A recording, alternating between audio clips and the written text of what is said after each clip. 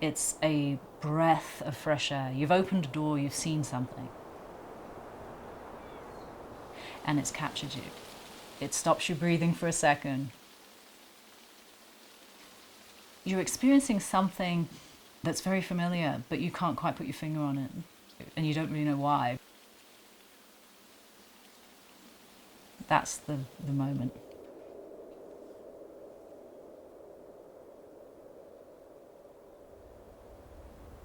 You know, you're trying to capture a feeling of, I've just glanced at a landscape, I've just looked over and I've just seen this. So you want it to feel like it just appeared. That is the kind of freshness or the kind of aliveness that you want in the painting.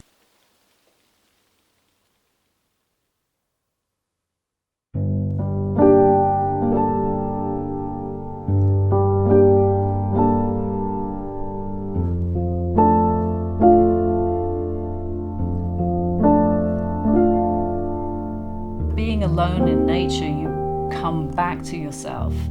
Something so simple and so basic as admiring a ridgeline, admiring a beautiful reflected lake, or, you know, it's that calm beauty that it's spectacularly isolated. We need the experience of being, you know, romantically and poetically lost in the wilderness and being found again. There is a story behind the landscape, and it's a history not unlike ours of stress and cycles of life, seasons, weather, causing landscapes to shift and change through time. I think that's what makes it beautiful. You know, Earth will still be here long after we're gone, so I'm just trying to tell her story as best as I can.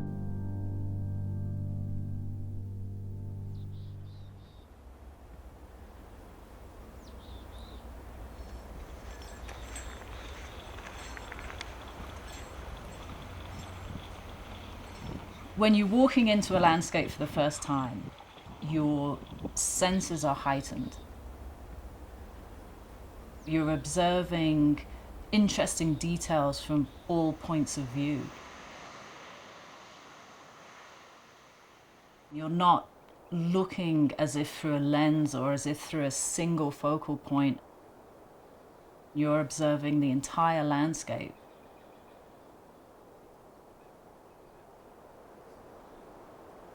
In painting, you can describe that sense of perspective because you're not restricted to a single focal point.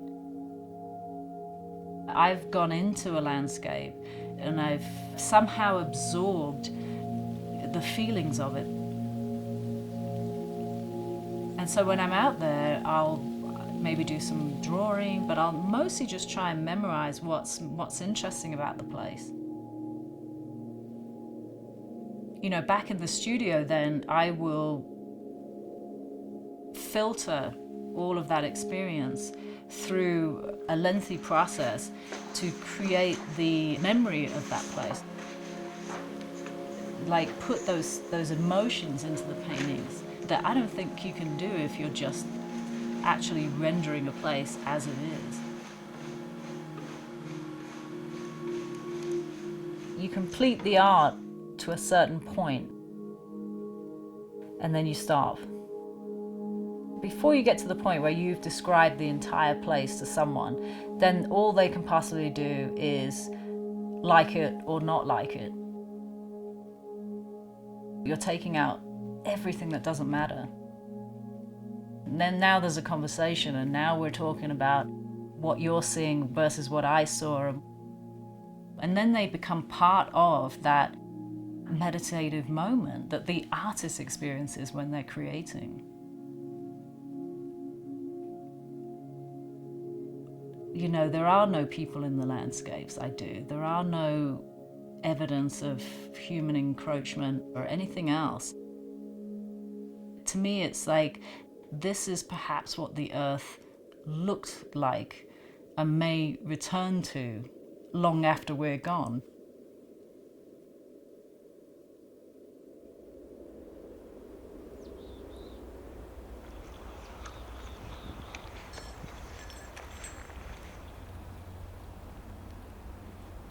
You know, we don't always want all these people around us. You know, we want that connection to our roots, and we want that connection to nature.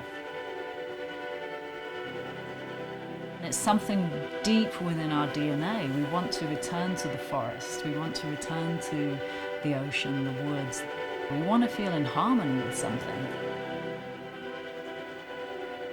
We yearn for that moment that we can climb a mountain and be by ourselves.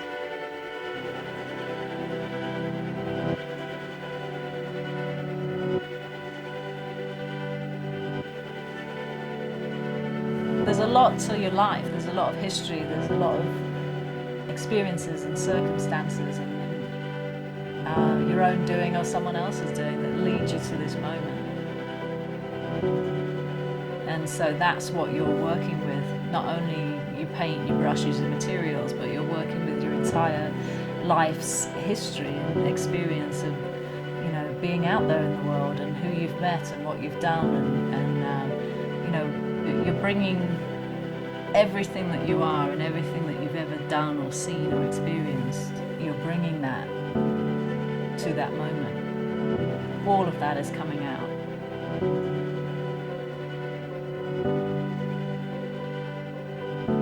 There is a spiritual aspect to the landscape.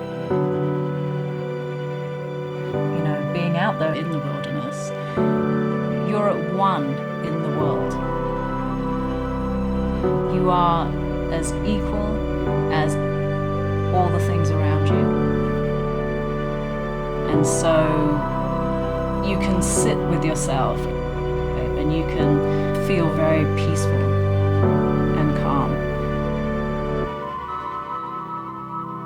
And you can admire this spectacular landscape and just breathe.